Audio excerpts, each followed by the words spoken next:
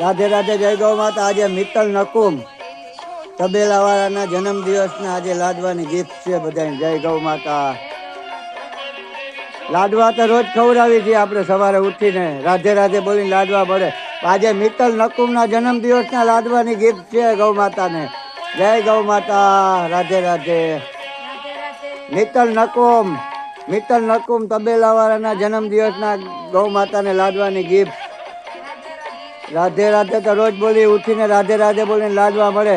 આજે મિત્તલ નકુમ તબેલા વાળાના જન્મદિવસના લાડવાની ગિફ્ટ આજે છે।